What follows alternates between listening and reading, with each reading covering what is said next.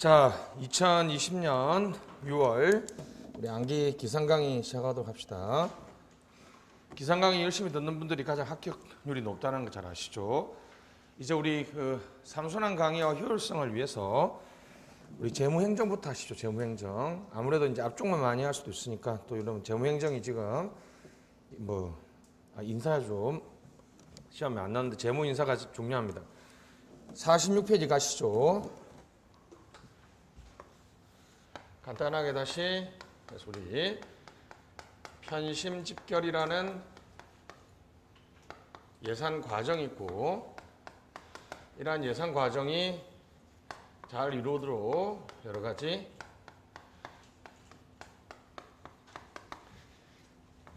기반 과제가 있습니다. 그래서 외부에서 들어오는 게 이제 재정 환경. 자, 여기서는 이제 저조고양을 써주는 게 중요합니다. 저성장 시대. 저성장이라는 것은 세입의 감소를 말하죠. 저출산, 고령화, 양극화. 기본적으로 4개인데 코비드 사태에서 따져보면 위험사회, 신사회 위험이라고 해서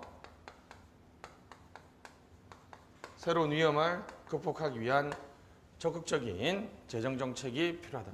그 다음 이제 이렇게 국제경제 요소들, 흔히 얘기하는 경제 갈등이라든지 이런 요소들을 적어주시면 되겠습니다. 기반 과제는 조금 공부했으니까 이거 한 번만 하고 빨리 갑시다. 자, 외우시죠. 편심, 집결, 분종, 접기원, 분류, 예산의 분류, 예산의 종류, 예산의 접근법, 예산의 기구 또는 기관. 여기는 그냥 쓸 게 하나밖에 없죠. 미국식 OMB를 도입하자. 예산의 원칙. 예산의 원칙은 일반적으로 말하는 고전적인 예산의 원칙하고 현대적 예산의 원칙이 있습니다. 이건 객관식에서 엄청 중요하고요. 그냥 이건 몇 개만 외우시면 되겠고, 그냥 여러분 답안지 쓰실 때는 예산은 재정 효율, 그 다음에 재정 민주 됐습니다. 그래서 재정 효율은 기배, 기술 효율과 배분 효율이 있고, 재정 민주는 여기는 직접 간접해서 국회와 국민을 꼭 긁어놓은, 특히 국회는 편심직결 중에서 심의하고 결산 부분을 국회가 하기 때문에 여기서는 재정민주에서 국회 얘기를 아주 많이 적어줘야 된다. 됐습니다. 가시죠. 자, 가시죠. 46페이지 재정환경 메뉴에 저출산, 저성장. 저성장 쓰면 핵심은 뭐라고요? 세입 감소. 양극화입니다. 그죠? 사회 서비스죠. 사회 서비스. 사회 복지가 아니라 사회 서비스. 자, 그 다음에 고령화는 이제 돌봄 서비스죠. 돌봄. 사회 복지가 아니라 사회 서비스죠. 공적 부조하고 사회보험하고 생애 맞춤형 서비스까지 해서 3가지가 있습니다. 여기까지는 가지 마시고 다시 공부 좀 하셔야 됩니다. 다시 그냥 외우면 되죠. 고령화로 인한 무슨 서비스의 증가? 돌봄 서비스의 증가. 양극화로 인한 사회 서비스의 증가. 그래서 돈 쓸 때는 많은데 세입은 준다는 것이죠. 자, 그래서 됐습니다. 재정분권 강화, 통일 대비, 대외정세, 국제경제라고 쓰시고, 국제경제요는 여러분 경제학에서 무슨 단어 많이 쓰죠. 가장 요즘에 많이 쓰는 게 미중 무역 분쟁 이런 거, 그다음에 코비드로 인한 대외 뭐라 그러죠? 하여튼 그런 거 알잖아요. 그 단어 있잖아요. 대외 경제 불안정성 심화 이런 얘기들 됐습니다. 재정 운영의 미래 방향, 제가 그냥 만들었어요. 전략적 재정 운영. 전략적 재정 운영. 이렇게 써도 되겠죠, 그죠? 됐습니다. 전략적 재정 운영은 자 재정 효율 동그라미, 재정 민주 동그라미. 효율과 민주 치시면 되겠죠. 그래서 기술 효율은 X 효율이고 낭비 제거 최신 기술 더 많은 생산. EVM은 빨리 쓰시죠. 대기 행할. 그죠? 대기 행할. 아마 그게 앞에 있는 그게 D브레인과 같은 말일 겁니다. D브레인과 같은 말이죠. 자, 배분 효율은 최적 공급입니다. 수요와 공급의 일치. 다시 뭐라고요? 수요와 공급의 일치. 과잉 공급과 과소 공급이 없는 상태를 말합니다. 과잉 공급과 과소 공급이 없는 상태. 비시 분석, 예탁 등이 배분 효율을 추구하는 것이고 재정 건전성이 굳이 따지면 어떻습니까? 흑자도 적자도 없는 것이니까 배분 효율을 달성했다라고 볼 수 있겠죠. 됐습니다. 재정민주는 자 국회 밑줄 국회는 이제 감사원 국회의관 재정책임법 예결위 상임화 사전심사제입니다. 재정책임법하고 공부했으니까 그냥 안다고 전제하고 갈게요. 이거는 법의 형식이죠. 사전에 심사하는 거하고 총회가 심사하는 것은 같은 말이죠. 예비심사 전에 하는 건데 근데 이걸 법으로 어떻게 해요? 이걸 법률로 만들면 완벽하죠. 이거는 자기들도 구속되니까. 근데 가장 좋은 거는 결의안. 재정에 대한 결의안. 이렇게 가면 재정책임법이죠. 예를 들면 재정건전화법. 이런 것들이죠. 요거는 이제 행정부에 강요하는 건데 자기들이 앞으로 국회가 재정을 어떻게 운영하겠다는 그런 법률을 만들어 버리는 거예요. 이게 가장 좋죠. 결의안은 일단 법률이 아니니까 구속력도 좀 얕고 매년 바꿀 수도 있고 그래도 자기 스스로 구속력은 있어요. 그래서 재정결의안입니다. 20대 국회에 발의됐던 게 재정결의안이죠. 재정결의안. 같은 거 다시 사전심사, 총액심사 그것의 법 형식이 뭐다? 가장 좋은 거는 재정책임법이고 그 다음에는 재정결의안이죠. 참여예산입니다. 국민이죠. 국민. 사전에는 여기 편성과정 국참이죠. 국참. 4호는 감사 청구. 자, 납세소송 국민소송이라 쓰시고 X. 국민소송제도는 지금 없죠. 이걸 주민소송으로 하면 있죠. 주민소송은 있는데 국민소송은 없다. 됐습니다. 예산과정과 예산제도. 자, 한번 눈으로 보시죠. 갑니다. 135 121전. 여기까지가 예산 편성이죠. 그죠? 간본시 예종본. 원래 본예종본으로 하면 되는데 우리나라는 국정감사와 시정연설이 중간에 껴있죠. 원래 예산심의 과정은 본예종본이고 결산 승인도 본예종본이에요. 알았죠? 됐습니다. 자, 그 다음에 집행은 통제와 신축. 통제와 신축.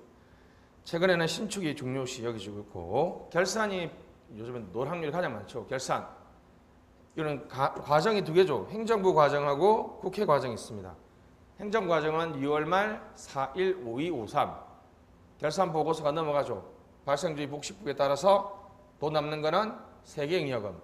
국회 가면 무조건 본의 정본인데 무슨 국회 개회 전 차년도 그죠? 그냥 정기회 하면 되는데 차년도 정기회 개회 전에 의결되도록 하고 있습니다. 예산 분류가 나와 있고 예산 분류는 딱 봐도 프로그램 예산 제도가 가장 중요하죠. 그 다음에 예산 종류는 쭉 있는데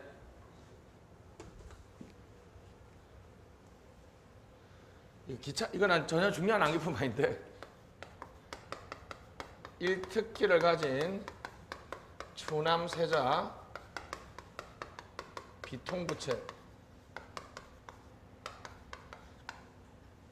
그냥 매번 강의할 때 까먹을 수도 있잖아요. 그래서 이제 제 혼자 외워버렸어요. 일반에게 특별에게 기금이죠. 추경 남이니까 남녀니까 성인지 예산제도. 조세, 지출, 이건 B니까 예산에서 공부한 분들 B로 시작하는 건 하나밖에 없잖아요. BTL, BTO. BTL, BTO는 이 앞에 무슨 예산을 시정하기 위한 거죠? 자본 예산의 문제점을 시정하기 위해 등장한 것이 BTO, BTO죠. 통합 재정 수지고 흑자 적자를 계산하면 뭐가 생기죠? 부채 얘기가 나오죠. 그냥 전혀 중용화한 암기법이 아닌데 강의할 때 예산의 종류에서 여기서부터 여기까지 재정정책 지향적 예산제도 여기까지는 전통적으로 논의하던 거죠. 옛날에는 예산의 종류를 요 두 개밖에 안 했는데 최근에는 어떤 정책 목적을 달성하기 위한 다양한 예산의 종류가 있습니다. 접근법은 귀찮아서 외워봤어요. 이거는 좀 암기법이 좀 무섭죠. 품성이 개 같은 관리가 영성이 참 안 좋다. 품성개 관리 영성참. 품성개 관리 영성참. 항상 이런 역사나 접근법이 나오면 맨 뒤에 두 개만 중요해요. 여기 성은 신성과주의고 참은 무슨 예산? 참여 예산이죠. 참여 예산. 기반은 법률인데 넘어가고 미국식 OMB. 그냥 다 뭐라고요? 미국식 OMB, 미국식 OMB, 미국식 OMB. 재정 리더십하고 연결해서 꼭 써야 됩니다. 결론에는 항상 이거 쓰면 돼. 그냥 결론. 예산에 넣으면 인사는 결론 뭐라고요? 인사 리더십. 미국식 OPM, 미국식 OPM. 예산은 미국식 OMB. 원칙은 방금 했죠? 됐죠? 재정 효율과 재정 민주인데 우리 국가재정법 16조에는 효건투 채평의 17조의 총계주의 17조 거는 원래부터 있던 거고요. 효건투 채평이 있습니다. 이걸 써도 더 좋죠. 됐습니다. 자, 47페이지 넘어갑시다.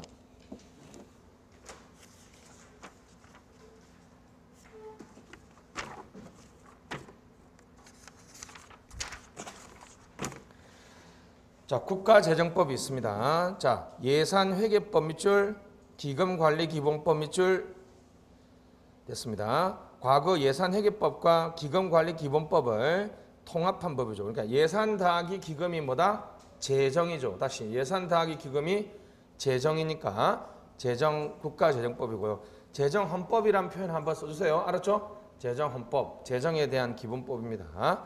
재정원칙은 효건투 채평이 있고요.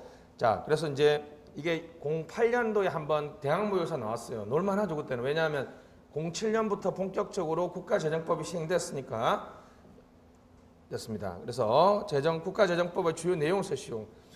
그때 이제 그 대학모의고사에서는 이렇게 효율성, 투명성, 건전성, 그죠? 성인지 예산인데 이거 암기하기 싫은 분들은 이렇게 만약에 놓으면 잘 들으세요. 재정개혁의 주요 내용을 쓰시오. 여기서부터 여기까지 다 쓰면 돼 그냥. 다시 예산 과정적에서의 재정개혁. 여기는 이제 뭐요? 탑다운. 여기는 사전심사제. 여기는 종액 인건비. 여기는 조기결산제. 분류에서는 프로그램 예산. 종류에서 여기 있는 거 이런 거 쓰면 되겠고 접근법 필요 없고 기구도 필요한데 지금 안 하고 있죠. 끝이죠. 따로 외우기 싫으면 이런 문제가 나왔을 때 어떻게 쓴다라는 큰 틀만 한번 정리하시면 되겠고 자, 건전성 별표. 건전성 지금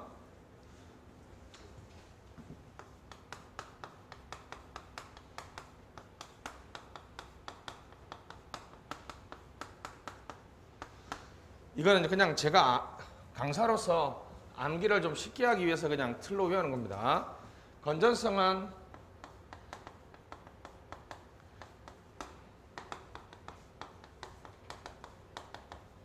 이렇게 그냥 정리하시면 그냥 여러분 머릿속에 암기하기가 좀 편한 것 같아요.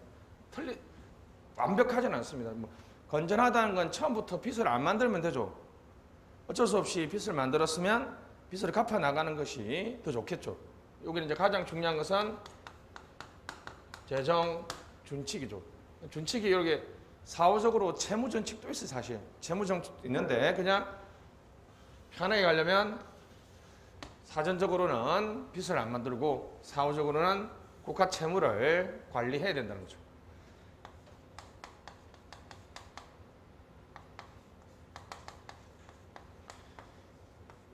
여러분들이 이제 아주 어리니까 잘 모르시겠지만 05년 당시에 지금 현 미래통합당이 발의한 법안이 재정건전화법이고요. 열린우리당이 발의한 법이 국가재정법인데 엄청나게 막 싸우다가 맨 마지막에 타협 본 게 됐습니다. 그래서 1장, 2장, 3장, 4장, 4장인가? 5장이죠. 어떻게 타협받냐 하면 요 재정건전화법의 내용을 5장에 싹 다 넣어줘가지고 그래서 국가재정법이 통과됐어요. 재정건전화는 자 외워보면 합니다. 법에 있으니까 국보채, 우리 아파트 단지 앞에서 파는 중국집에서 파는 팔보채인데 엄청 맛있습니다. 그죠? 씹으면 영어로 이게 chewing이라는 단어가 껌을 씹다는 뜻이죠. 감이 아주 좋아요. 국보채, 추인감 좋다. 조달 가시죠. 국고 채무 부담 행위, 보정 채무 부담 행위, 미리 국회 동의 밑줄. 그다음에 국가 채무 관리 계획 수립 제출. 더 세게 하려면 이제 제출이 뭡니까? 제출 플러스 동의 이렇게 들어가면 좋은데 계획을 동의해 주는 경우는 거의 없어 사실. 그죠? 추가 경정 예산 편성 사유를 엄격했다. 세계 잉여금은 지공 채춘대 국가 채무 상환의 우선 사용. 국세 감면 한도제 3년 평균 0.5 요거 외워야 됩니다. 그다음에 요게 이제 4번이 이게 바로 페고죠. 페고. 우리나라에서 아주 느슨한 형태의 페고 수입 지출 연계가 존재하고 있습니다. 요거는 엄청 중요하니까 요에 대해 지금 재정 준칙이 뭐 올해 지금 긴급 재난 예산하시는 분들은 일단 좀 별로 안 좋아하죠. 그래서 재정 건전성이 놓을 수도 있고 재정 준칙이 놓을 수도 있고 국가 채무를 놓을 수도 있고 근데 2016년인가 17년에 PSDS가 이미 입법고시에 나왔으니까 요거는 여러분들이 무조건 외워야 됩니다. 재정 준칙에 빼고가 있는데 자, 정부가 발의한 법안하고 국회가 발의한 법안이 있습니다. 5회계 연도는 중요하지 않고요. 추계, 여기는 비용 조달. 국회가 발의한 법안은 비용 추계만 몇 년까지? 5회계 연도에 비용 추계만 첨부하면 되고요. 정부가는 여기 비용 조달 됐습니다. 재원 조달까지 그죠? 비용 안 적어놨네요, 그죠? 재원 조달 방안 첨부 다음에 더하기 해서 비용 추계라고 쓰세요. 비용 추계. 뒤에 또 있습니다. 뒤에 또 있어요. 그래서 외웁시다. 네, 요거 올해 예산에서 놓으면 아마 이쪽에 놓을 확률이 많으니까 전부 다 여러분 요거 외울 때 여러분들은 국가재정법 제5장에 뭐가 있다? 재정 건전화가 있다. 됐습니다. 이렇게 해주면 되겠고 근데 제가 보기에는 그죠? 거의 대부분 세계 잉여금 빼고는 다 사전적이죠. 뭐 미리 동의를 받아라, 계획을 제출해라, 그 다음에 추경 산유가 엄격하다, 국세 감면은 깎아주면 안 된다, 재원 조달, 그죠? 세계 잉여금 빼고는 다 사전적인데 그런 거 굳이 나누지 말고, 그죠? 국가재정법 몇 장? 5장 재정 건전성 유지에 있다는 거 잊지 마시고 일반에게 특별에게 기금은 뭐 안 해도 되겠죠, 그죠? 넘어가시고 맨 마지막 외웁시다. 512 약 그냥 520조 그냥 합시다. 약 520조. 일반에게 300조 대충, 특별에게 55조, 기금은 약 160조. 이 정도만 외웁시다. 대충 외우시면 되겠고 다음 페이지. 예산 성립 시기에서 추가 경정 예산. 이것도 이제 외우기가 잠깐 이렇게 됐죠. 생으로 외우지 마시고 이렇게 체계사, 체계유로 외우면 세 개만 튀우면 되는 것처럼 추경이 나오면 특징,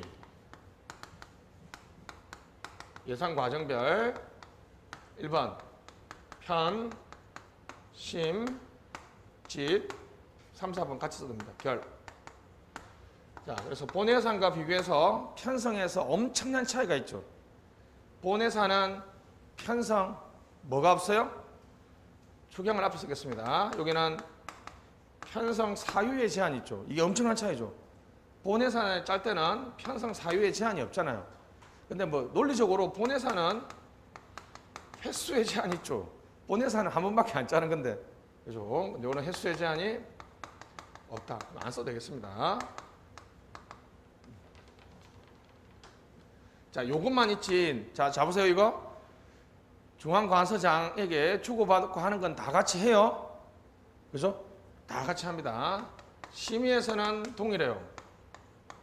그래서 뭐의 사전 의결의 예외가 아니라는 거죠. 사전 의결의 예외가 아니고, 이거는 그래서 무슨 성의 예외예요? 단일성의 예외고, 여러분 잘 안 쓰는데 한정성의 예외입니다. 한정성의 예외예요. 그죠? 그 다음에 결산, 집행하고 결산은 아주 중요한 단어 하나가 있죠. 뭐죠? 이 단어. 어디에 흡수돼서? 본예산에 흡수되어서, 본예산에 흡수되어서 집행되고 결산되기 때문에 별도로 결산되지 않습니다. 올해 놓을 확률이 엄청 많죠. 여러분들이 아마 제가 뭐 정확하게 예측은 틀릴 수 있는데, 제가 공부 시작하고 추경이 2번 이상 편성된 적이 거의 손꼽을 정도거든요. 올해 지금 벌써 몇 차 추경이에요? 3차 추경이죠. 지금 뭐 어제 상임위 싹 다 독식해서 그냥 일사천리로 밀어붙이고 있는데, 3차 추경은 뭐 100% 될 것 같고요.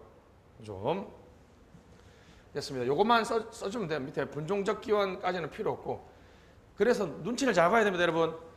만약에 예산론은 방향이 다 정해져 있죠. 재정 효율과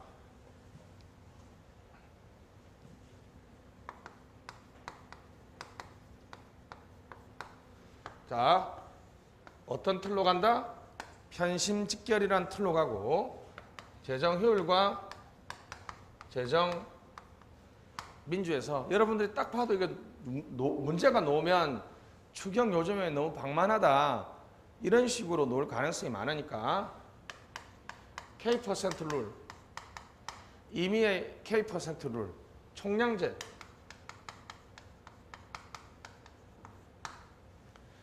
국회 통제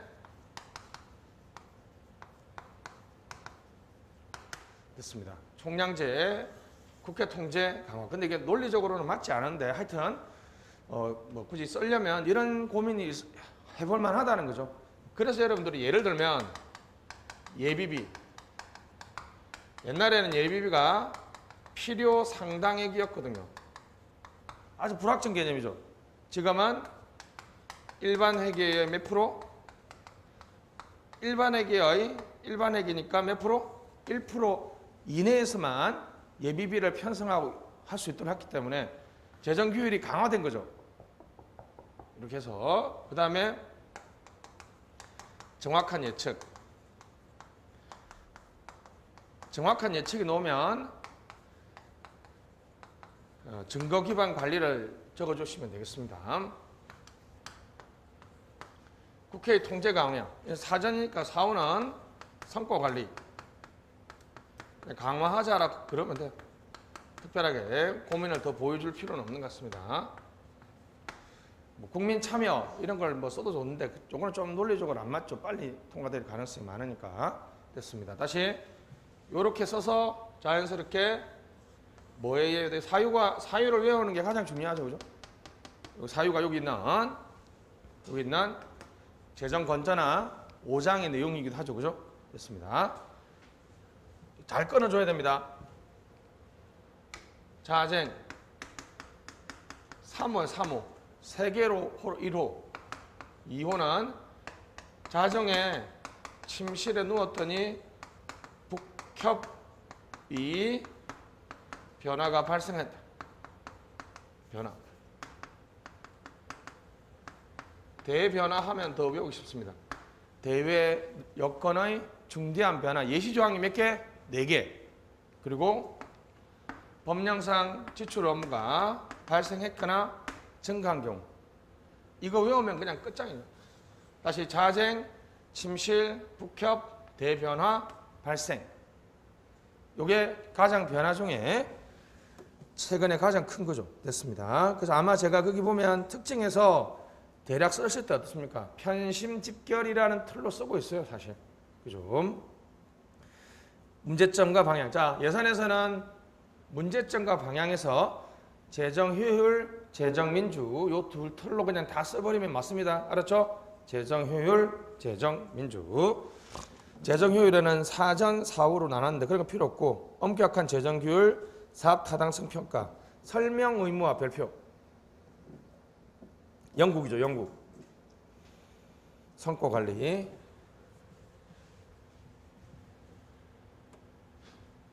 여기 썼었죠. 설명 의무화.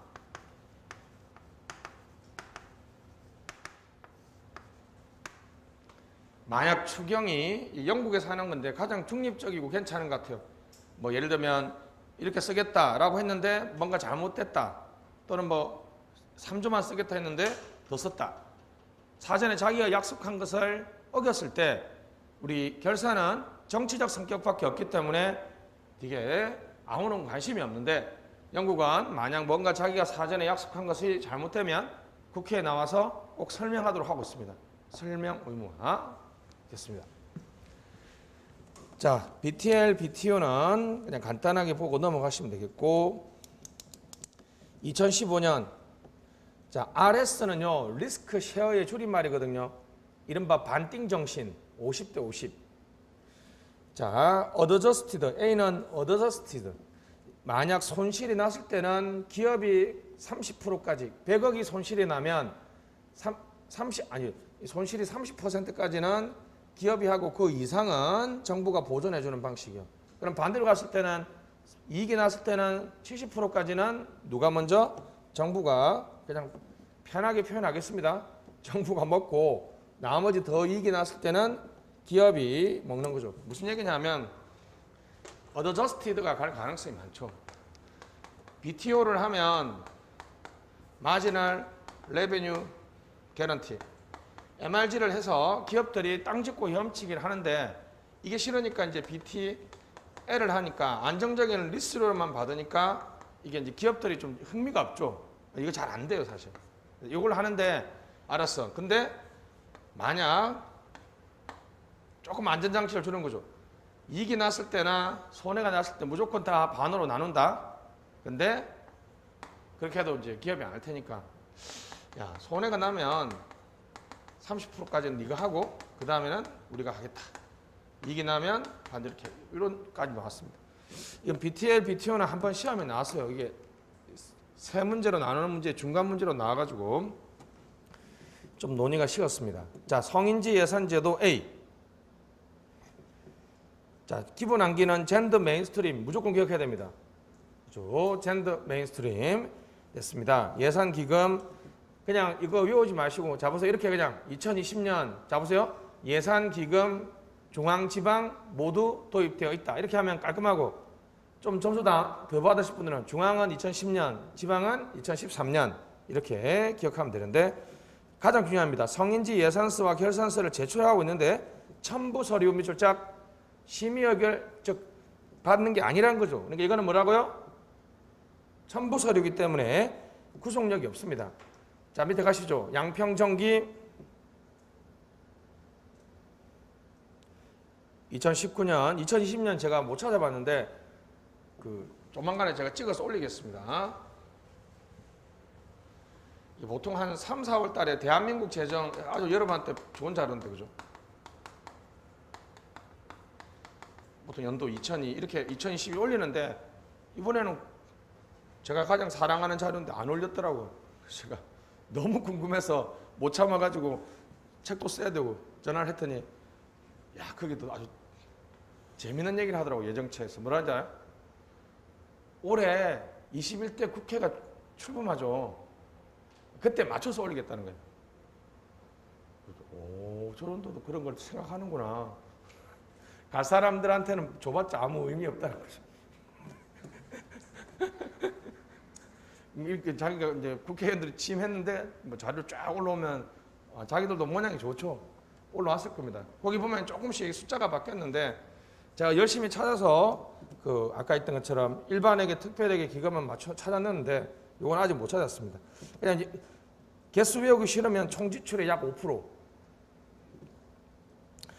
자, 가시죠. 성인지 예산서에는 사업명이 있어야 되고 사업 목적, 성평등 목표, 성평등 기대 효과, 성별 수혜 분석. 요거 외워야 됩니다. 그 다음에 결산서에는 단위가 집행 실적 플러스 자체 평가 내용이 있어야 되겠죠. 무슨 얘기냐면 양성평등 정책 기본 계획에 그래서 1, 2, 3, 4, 5, 6 이렇게 있겠죠. 뭐 대략 이런 사업들이 계획들이 추진해야 되는데 A 부처, B 부처, C 부처. C 부처는 성인지 예산이 0이에요. 0. 딱 봐도 어디겠어요? 국방부죠. 국방부. 근데 A 부처는 성인지 예산서를 작성하는 게 100이야. 100. 딱 봐도 여가부겠죠. 보건복지부. 이런 양성평등 정책 기본 계획 있죠. 그 계획에 요게 A가 이거 일치해요. 잘 들으세요. 요거는 원래 요 부처의 예산에 또 짜겠죠. 예산서에 짜는데 별도로 뭐라고요? 성인지 예산서와 예산서를 짜서 우리가 그냥 135 120일 전 하는데 요때 예산 요구서가 줄 때 관련된 첨부 서류 싹 다 같이 넘겨줘요. 거기에 요거에 같이 들어가 있는 거죠. 다 모아서 누가 기획재정부 장관이 성인지 예산서를 짜서 국회에 넘겨준다는 거죠. 그렇게 단순하게 생각하시면 되겠고 5개 부처에 편중되어 있다는 게 밑에 나와 있죠. 성평등 목표의 추상성, 지표 설정의 어려움. 지표가 놓으면 여러분 why not? 공서달이죠. 공서달. 공통현상, 서열화, 달성 과정 이렇게 보면 되겠고 성과 목표 달성률이 70%입니다. 그래서 일반적으로 오해를 하시는 게 가장 크게 오해하는 게 뭐라고요? 이 사업을 별도로 추진하는 게 아니라고 다시 성인지 예산 사업을 별도로 추진하는 게 아니라 기존 사업을 짰는데 그게 양평정기에 해당하면 성인지 예산서하고 결산서를 짜는 거니까 오해하면 안 되겠습니다. 발전 방향은 그냥 이렇게 쓰면 되는데 일단은 기본 팩트를 좀 기억하시죠. 다시 일단은 써야 될 내용 뭐라고요? 젠더 메인스트림. 젠더 메인스트림. 쉽게 가려면 2020년 예산 기금 중앙 지방 모두 도입되어 있다. 양평정기에 해당하는 부처 사업에 무슨 서? 예산서. 예산서 뭐라고요? 가장 중요한 단어는 뭐 사업명, 사업 목적, 성별 기대 효과, 성별 수혜 분석 등이 있고 그다음에 집행 실적하고 자체 평가에 있다는 건 결산서. 근데 몇 개 부처? 5개 부처에 편중되어 있고 지표가 추상적이고 달성하는 과정에서 어렵다. 이 경우에는 뭐 조직론에서 말하는 목표 모호성이나 공서달을 쓰면 되죠. 그죠? 그래서 앞으로는 좀 더 지표가 좀 광역 단위로 가야 되겠고 잘 이행하지 않았을 때는 페널티 제도를 하자. 뭐 이런 얘기 있습니다. 만약에 엄청 좋게 놓으면 국회 심의받자라고 쓰면 돼요. 국회 심의받자라고 쓰면 가장 구속력이 센 거죠. 국회 심의. 자, 넘어가시죠. 저를 괴롭히는 문제 중에 하나가 바로 조세 지출이죠. 조세 감면. 자, 요거는 이제 좀 양이 많습니다. 다른 건 다 필요 없고요. 조세 감면의 특징, 특히 나쁜 거. 요런 흐름입니다. 조세 감면이 정책 목적을 달성하고 탄력적이고 신축적인데 역진적인 성격의 비가시적의 이기 때문에 조세 지출 예산 제도를 도입했구나. 이런 흐름으로 가서 됐습니다. 아니면 놓으면 조세 지출 예산 제도 안에 조세 지출의 특징에서 장점보다는 뭐요? 나쁜 점. 왜 요즘엔 지금 흐름이 규율을 통제를 강화하는 쪽으로 가죠. 그럼 이게 좋다는 뜻이에요? 나쁘다는 뜻이에요? 나쁘다는 뜻이니까 나쁜 점을 좀 써주면 되겠습니다. 기본 개념 OECD 조세 제도를 이용한 지출, 조세 감면, 비과세, 소득공제 요 세 개 정도만 기억하시죠. 등이 있다. 등이 있다. 뭐 쓸 때 이제 개념 쓰실 때 그래서 어떻게 해요? 합의된 개념이 없다라고 자연스럽게 등이 그 예이며 그러나 합의된 개념은 존재하지 않는다. 아니면 나중에 합의된 개념이 없다라고 나중에 써도 되겠습니다. 자, 실질 밑줄, 지출, 형식, 조세 중요하죠. 실질은 지출이지만 형식은 조세다. 대략 한 40조 정도 된다. 됐습니다. 특징에서 폐지할 수 없다. 미술작, 조세특례제한법, 지방세 특례제한법. 왜 그런지 아시죠? 예산이 법률이 아니에요? 예산이 법률이 아니기 때문에 폐지할 수 없다. 그 다음에 필요성은 특정 산업이나 기술 육수, 정책 목적이라 그냥 통 치면 되고. 됐습니다. 역기능, 그래서 제가 봐도 이제 어떻습니까? 역기능을 엄청 많이 적어놨죠, 그죠? 동그라미 1번, 경직성 밑줄. 끝에 렌트 시킹 넣으면 그 다음에 뭐예요? 포획, 철의 삼각형, 그냥 자연스럽게 나와줘야 될 단어고. 역진성, 2번이 가장 큰 문제죠. 역진성. 누진성이 아니라 뭐라고요? 역진성. 아무래도 세금, 소득이 많은 사람이 감면을 많이 받겠죠, 그죠? 됐습니다. 됐습니다. 이 두 가지. 아니면 위에 있는 것처럼 뭐라고요? 쉽게 폐지할 수 없다. 그래서 이렇게 세 가지 해주고 조세지출 예산서 40, 엄청 많네요. 47조 2019년. 찾아서 제가 넣어놨을 겁니다. 47조 정도 해주시면 되겠고. 자, 그 다음에 서독 체크해 주시고 서독에서 제출을 했다. 이런 정도는 그냥 간단한 득점 포인트입니다. 버려도 돼요. 자, 가시죠. 중앙정부는 2011년, 지방정부는 조세 제출 보고서인데요. 됐습니다. 예산서 제출합니다. 조세특례제한법 142조의 2, 요거 체크. 1항인데 그까지 가지 마시고 142조 2. 이거 국가재정법에 있다고 오해하는 분들 많아요. 원래 국가재정법에 있었는데 좀 옮겼어. 시민은 안 받는 분 아죠? 시민은 안 받습니다. 됐습니다. 자, 조세지출의 전년도, 직전 연도니까 Y-1이죠. 해당 연도니까 Y. 다음 연도 Y 플러스 1. 기능별, 세목별 밑줄. 우리나라의 조세지출은 어떤 분류를 한다? 기능별, 세목별로 분석한다는 거죠. 지방정부는 조세지출 보고서입니다. 예산서는 없고요. 그냥 보고서만 제출하는데 이것도 강제사항은 아닌 것 같더라고요. 그죠? 조세특례평가제도 142조의 4항 5항인데 자, 예타 정도, 조세지출 예타, 그 다음에 심층평가는 일몰도, 요까지만 요시죠. 요까지만. 여기까지가 법에 있는 내용인데 그 밑에 의무심층평가, 임의심층평가는 기획재정부가 좀 자기들이 자체적으로 하는 것 같더라고요. 그까지 외우시면 좋은데 그냥 자, 우리는 그냥 넘어가지 말고 법률에 규정되어 있는 건 뭐라고요? 이걸 정확하게 안 외워도 되는데 이렇게 하면 좋죠. 신규 조세출에 대해서는 예타를 적용하고 일몰 도리에서는 심층평가를 적용한다. 그죠? 그 정도만 외우시고 좀 더 밑에 외우는 건 여러분들 알아서 하시면 되겠고. 국세 감면 한도제 3년 평균 0.5 이내에 초과하지 않도록 국세를 마음대로 깎아주지 못하도록 한다는 거죠. 장점, 단점은 대충 쓰시면 되겠고 이거는 제가 이렇게 써놨는데 여러분들이 이거 볼 때 어떻게 해요?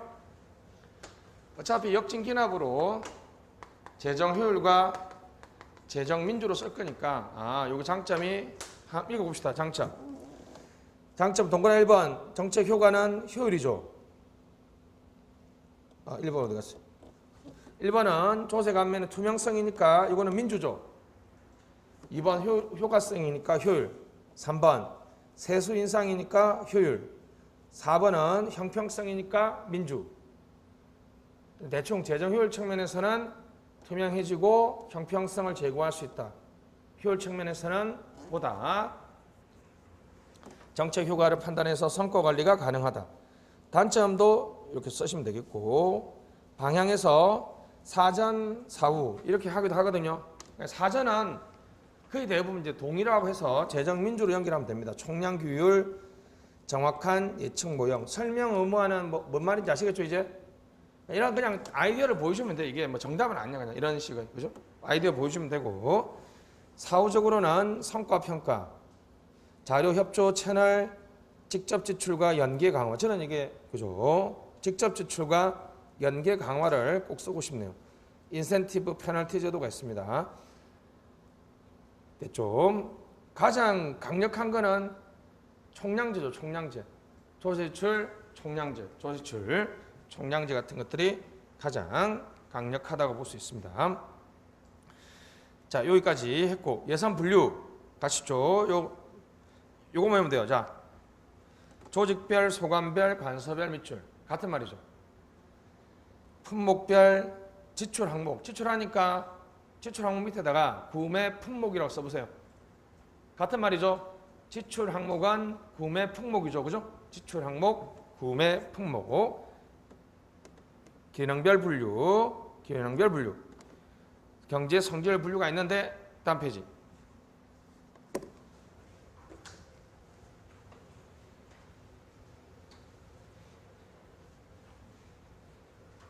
인사혁신처 예산은 채용에 관해서, 개발에 관해서, 유지관리에 관해서. 개발에서는 교육훈련은 신규 재직자, 감독자, 재직전 다시 금평, 성과계약 평가, 역량평가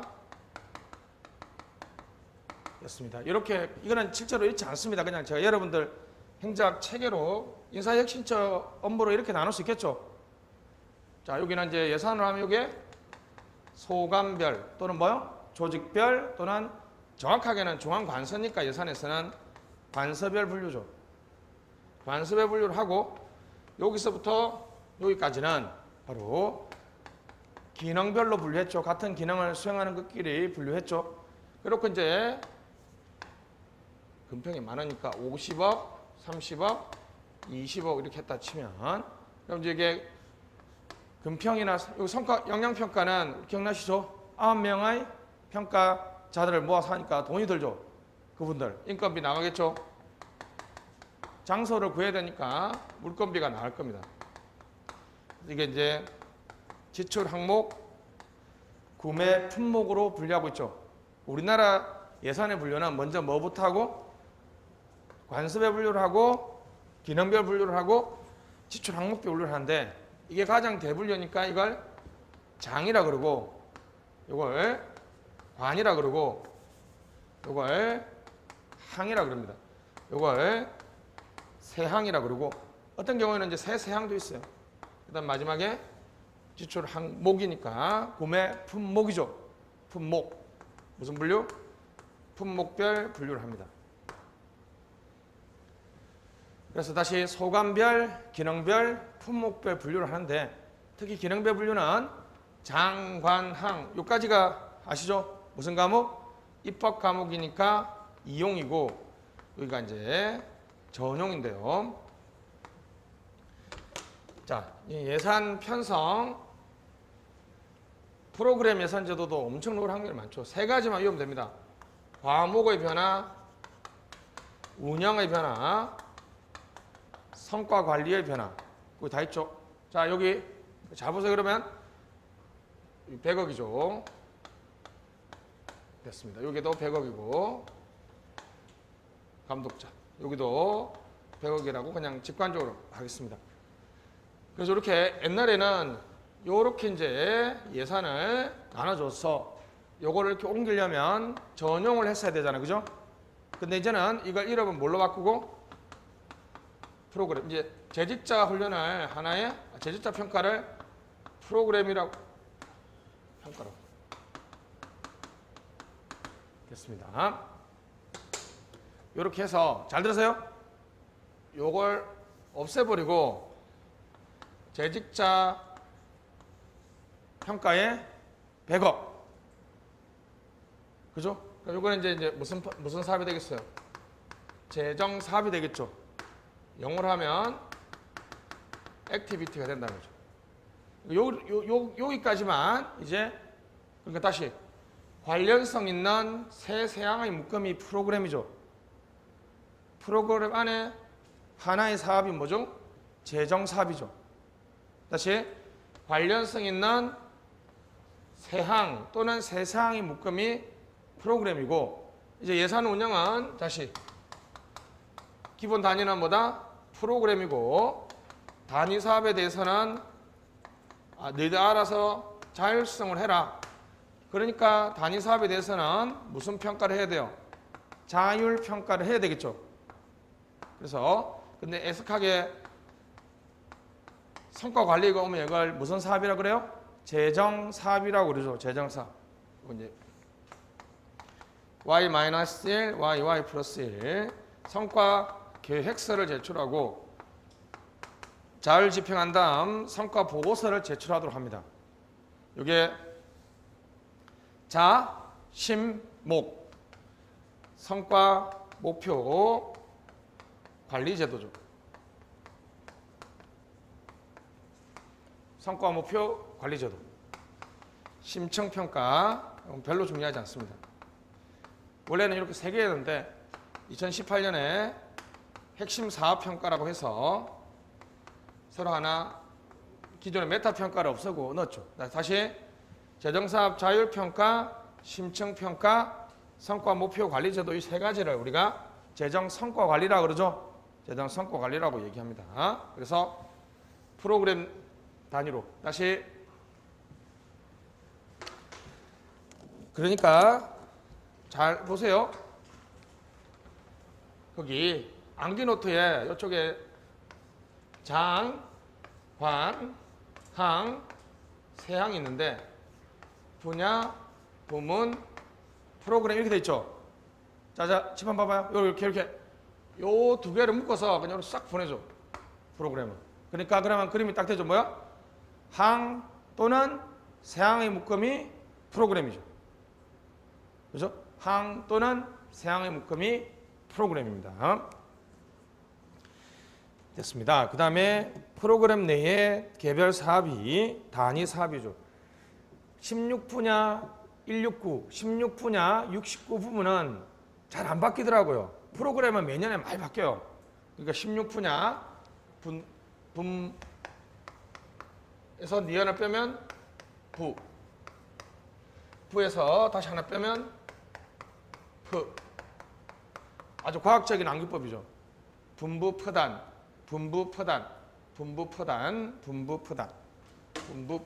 됐습니다.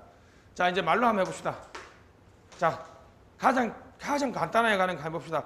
기존 예산 분류는 소관별 분류, 기능별 분류, 가로 열고 장, 간, 항, 세항, 목, 그죠? 가로 닫고 품목별 분류였지만 2007년 이후 관련성 높은 또는 유사한 항 또는 세항을 프로그램으로 하고 프로그램 내에 개별 사업을 단위 사업으로 변환하였다. 그래서 예산 운영의 기본 단위, 즉 편성과 심의의 기본 단위가 프로그램이 되고 단위 사업에서는 자율성을 부여한 것이고 프로그램에 대해서는 성과 목표 관리 제도. 성과 목표 관리 제도는 Y-1년도에 성과 계획서를 제출하고 Y년도에 자율 집행한 다음 Y 플러스 1년도에 성과 보고서를 제출한 거죠. 단위 사업에 대한 자율성은 재정 사업 자율 평가로 운영한다라고 보면 되겠습니다. 이 표를 맨날 암기 노트 만들 때 이 50페이지 있는 이 표를 넣을까 뺄까 고민 엄청 많이 합니다.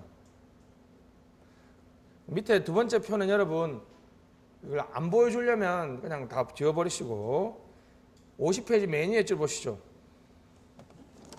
2007년 이후 밑줄 프로그램 예산 제도라고 하기도 하고요. 예산 구조라고 하기도 합니다. 자, 양가 1번 과목 변화 밑줄